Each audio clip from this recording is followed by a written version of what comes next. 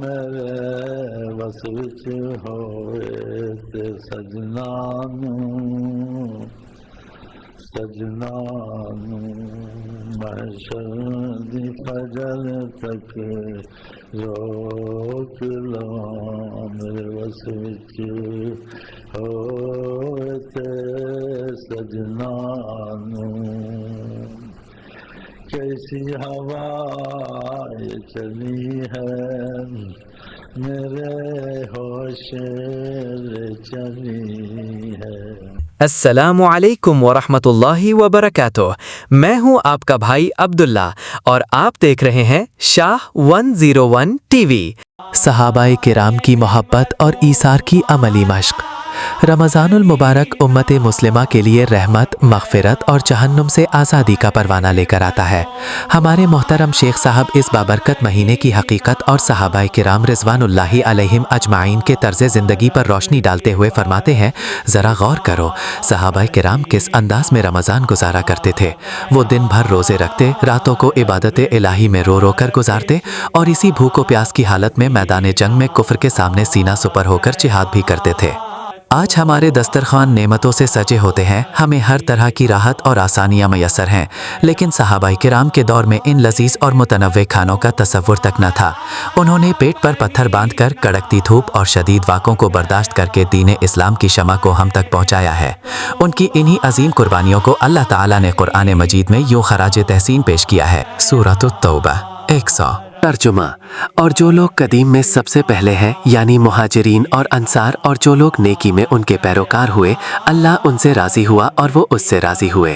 ہم کو ملا عشق نبی شیخ سے، ہم کو ملا عشق نبی شیخ سے، ہم کو ملا عشق نبی خاک میں کیسا نگینا گیا، خاک میں کیسا نگینا گیا۔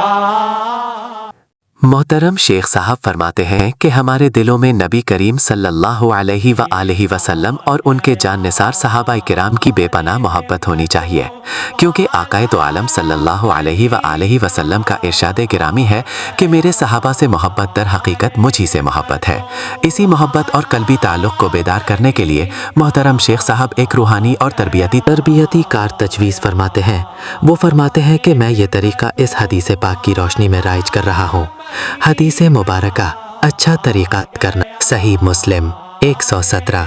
ترجمہ: نبی کریم صلی اللہ علیہ وآلہ وسلم نے فرمایا، جس نے اسلام میں کوئی اچھا طریقہ جاری کیا تو اس کے لیے اس کا اپنا اجر بھی ہے اور ان لوگوں کا اجر بھی جو اس کے بعد اس پر عمل کریں گے۔ شیخ صاحب وضاحت فرماتے ہیں کہ میرا یہ روحانی طریقہ میری اپنی ذات کی طرف سے نہیں، بلکہ اسے نبی کریم صلی اللہ علیہ وآلہ وسلم کی تعلیمات کا فیضان اور ان کی طرف سے عطا کردہ روحانی رہنمائی سمجھے۔ یہ طریقہ نفس کو مارنے اور صحابہ کرام کی بھوک کا احساس کرنے کے لیے ہے، جس کی ترتیب کچھ یوں ہے۔ پہلا دن، جب تم روزہ افطار کرو تو سنت نبوی صلی اللہ علیہ وآلہ وسلم پر عمل کرتے ہوئے صرف کھجور اور چند گھونٹ پانی سے روزہ کھولو۔ اس کے فوراً بعد نماز مغرب ادا کرو اور پھر رات کے کسی حصے میں چاہے تو کھانا کھا لو۔ دوسرا دن، قربانی اور احساس کو مزید بڑھاتے ہوئے روزہ صرف پانی کے گھونٹوں سے افطار کرو، تاکہ تمہیں ان صحابہ کرام کی یاد آئے جنہیں افطار کے وقت پانی کے ساتھ کچھ میسر نہ ہوتا تھا۔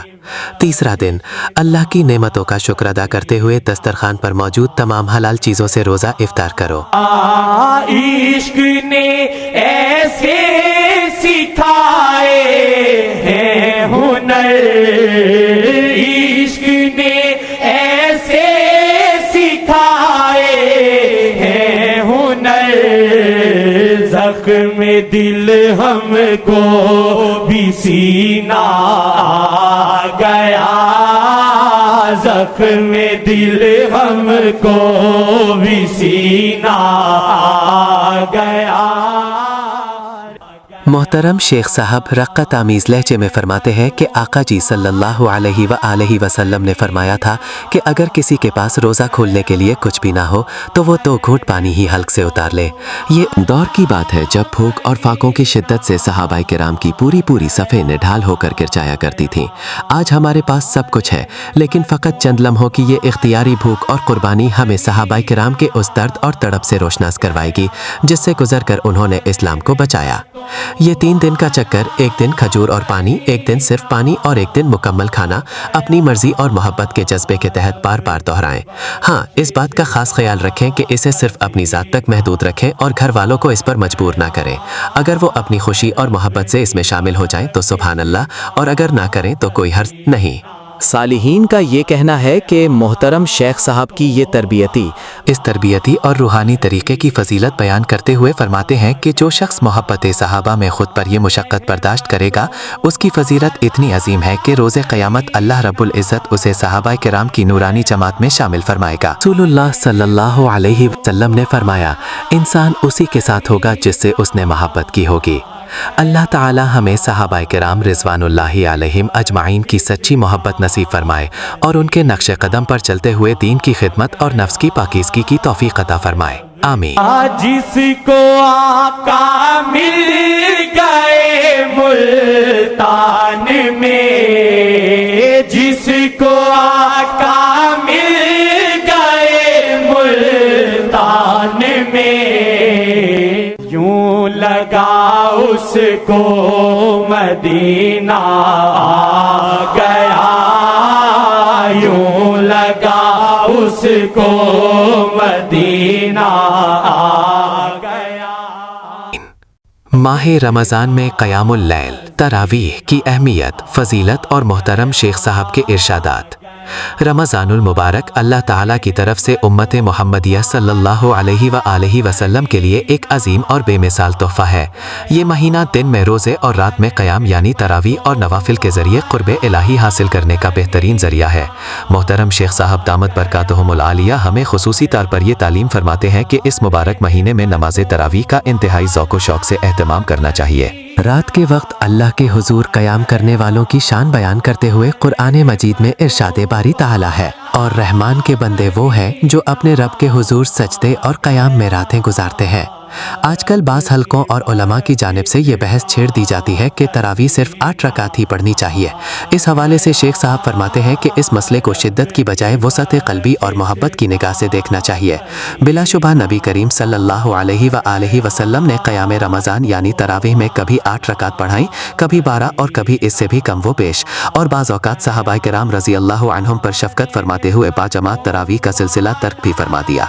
इसकी हिकमत खुद रसूल खुदा सल्लल्लाहु अलैहि वसल्लम ने यूं बयान फरमा, सहीह बुखारी हदीस 1128। मुझे ये डर या अंदेशा हुआ कि कहीं ये नमाज तरावीह तुम पर फ़र्ज न कर दी जाए और तुम इसकी अदायगी से आजिज़ आ जाओ। मोहतरम शेख साहब कमाल मारिफत से ये नुक्ता बयान फरमाते हैं कि सहाबाए किराम रिज़वानुल्लाहि अलैहिम अजमाइन का कोई भी अमल नबी करीम सल्लल्लाहु अलैहि वसल्लम की मर्ज़ी और मंशा के ख़िलाफ़ नहीं हो सकता। खलीफ़ाए तोम सैयदना हज़रत उमर फ़ारूक रदियल्लाहु ताला अन्हो ने जो 20 रकात तरावीह बाजमात पढ़ने का बाकायदा एहतमाम फरमाया, वो कोई अपनी तरफ से की गई इख्तिरा नहीं थी। इस अजीम फ़ैसले के पीछे सहाबाए किराम का गहरा इस्तिखारा, रूहानी बसीरत और नबी सल्लल्लाहु अलैहि वसल्लम की पोशीदा मंशा शामिल थी। रसूलुल्लाह सल्लल्लाहु अलैहि वसल्लम ने खुद अपनी और अपने खुलफाए राशिदीन की सुन्नत को मजबूती से थामने का हुक्म दिया है। जब खबर जूने को उनकी मिली, जब खबर जूने को उनकी मिली, भीग लेने ये कमीना आ गया। सुनन अबी दाऊद हदीस 4607। यकीनन ये बहुत अहम इबारत है, पेश है। اولیاء اللہ نے 20 رکعت کو محبت اور عقیدت سے قبول کیا ہے، لہٰذا ہمیں بھی اس اجتماعی عمل کو پوری محبت اور اطمینان کے ساتھ سینے سے لگانا چاہیے۔ یاد رکھیں نبی کریم صلی اللہ علیہ وسلم نے جو قیام رمضان یعنی تراویح کی بنیاد رکھی ہے، اس میں اللہ تعالیٰ کے بے شمار روحانی راز اور برکات پوشیدہ ہے۔ یہ رمضان المبارک کا ایک خاص الخاص تحفہ ہے۔ حدیث مبارکہ ہے، جس نے رمضان کی راتوں میں ایمان کی حالت میں اور ثواب کی نیت سے قیام یا تراویح نوافل کیا، اس کے پچھلے تمام گناہ معاف کر دیے جائیں گے۔ آخر میں محترم شیخ صاحب اپنے متعلقین اور محبت کرنے والوں کو یہ خاص نصیحت اور تعلیم فرماتے ہیں کہ ماہ مقدس میں صرف تراویح پر ہی اکتفا نہ کریں، بلکہ تراویح سے فارغ ہونے کے بعد شب بیداری کا اہتمام کریں اور عام دنوں کی نسبت اپنے نفلی عبادات، تہجد، صلاۃ التسبیح اور دیگر نوافل میں بھی کثرت سے اضافہ کریں۔ اسی میں اللہ کی رضا، نبی کریم صلی اللہ علیہ وسلم کی خوشنودی اور روحانی منازل کا حصول ہے۔ اللہ تعالی ہم سب کو ان فرمودات پر عمل کرنے اور رمضان کی سچی قدردانی کی توفیق عطا فرمائے، آمین۔ اور اللہ پاک محترم شیخ حافظ امین بن عبد الرحمن صاحب کو جزائے خیر عطا فرمائے، جنہوں نے اتنی قیمتی باتوں سے ہمیں نوازا۔ محترم شیخ صاحب کے بیانات، نعت شریف اور تعلیمات کے لیے سلسلہ محمدیہ امینیہ ادریسیہ کی ویب سائٹ پر رابطہ کریں، اور ہر قسم کی معلومات اور عہد کرانے کے لیے اور محترم شیخ صاحب کو سلام پیش کرنے کے لیے ملتان شریف کے ان نمبروں پر کال کریں۔ اب اپنے بھائی عبداللہ کو اجازت دیجیے۔ السلام علیکم ورحمۃ اللہ وبرکاتہ۔ تمام بھائیوں سے مؤدبانہ گزارش ہے کہ اگر یہ ویڈیو آپ کو پسند آئی ہو تو اس کو سبسکرائب اور شیئر کرنا نہ بھولیں، تاکہ اور مسلمانوں کو بھی فائدہ پہنچے۔